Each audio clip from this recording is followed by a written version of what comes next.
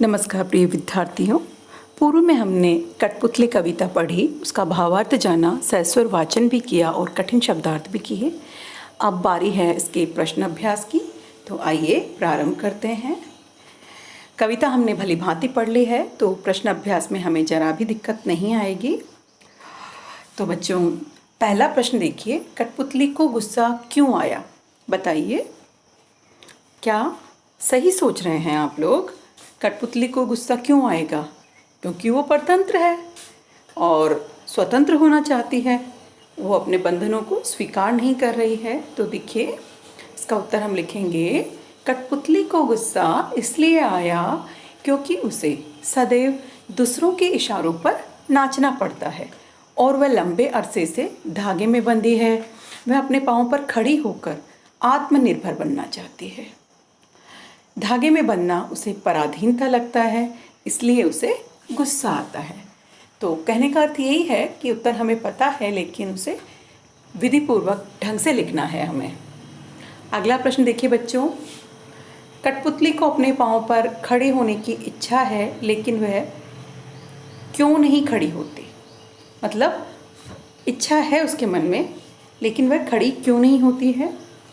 तो देखिए, हमने देखा था अंतिम जो अंतरा था कविता का, वहाँ कठपुतली सोच में डूब जाती है कि मैं अपने पाँव पे तो खड़े होना चाहती हूँ, लेकिन इसके साथ ही जो अन्य कठपुतलियाँ हैं उनकी स्वतंत्रता की जिम्मेदारी भी मेरे पे आ जाएगी, और क्या मैं ये कृत्य ठीक से कर पाऊँगी?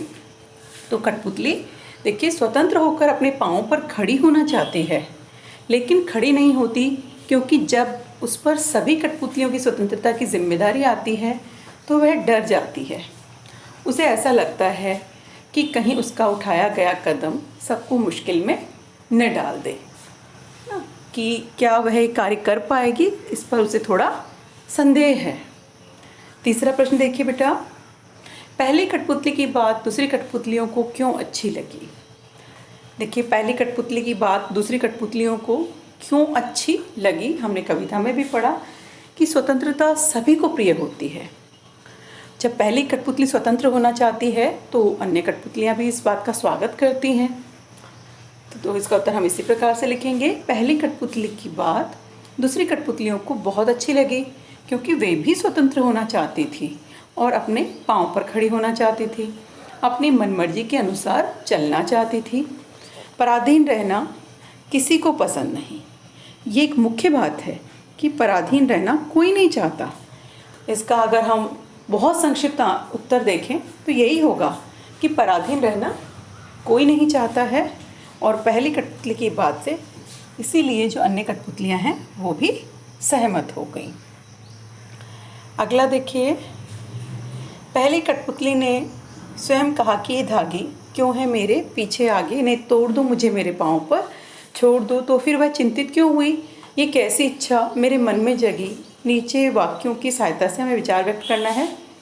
उसे दूसरी कठपुतलियों की जिम्मेदारी महसूस होने लगी, उसे शीघ्र स्वतंत्र होने की चिंता होने लगी, वह स्वतंत्रता की इच्छा को साकार करने और स्वतंत्रता को हमेशा बनाए रखने के उपाय सोचने लगी। वह डर गई क्योंकि उसकी उम्र कम थी।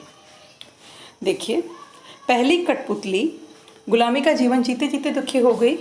धागों में बंधी कठपुतलियाँ दूसरों के इशारे पर नाचना ही अपना जीवन मानती है, लेकिन एक कठपुतली ने विद्रोह कर दिया। उसके मन में शीघ्र ही स्वतंत्र होने की लालसा जागृत हुई, अतः उसने आज़ादी के लिए अपनी इच्छा जताई। लेकिन सारी कठपुतलियाँ उसकी हाँ में हाँ मिलाने लगी, उनके नेतृत्व में विद्रोह के लिए तैयार होने लगी। लेकिन जब उसे अपने ऊपर दूसरी कठपुतलियों की जिम्मेदारी का एहसास हुआ तो वह डर गई। उसे लगने लगा होगा ना कि कैसे मैं इन सब की जिम्मेदारी उठा सकती हूँ या नहीं। उसे लगने लगा कि न जाने स्वतंत्रता का जीवन भी कैसे होगा, क्योंकि उससे पहले तो वो कभी स्वतंत्र नहीं रही है। यही कारण था कि पहली कठपुतली चिंतित होकर अपने फैसले के विषय में सोचने लगी। तो इस प्रकार आप भी उत्तर देने का अभ्यास कीजिए। धन्यवाद।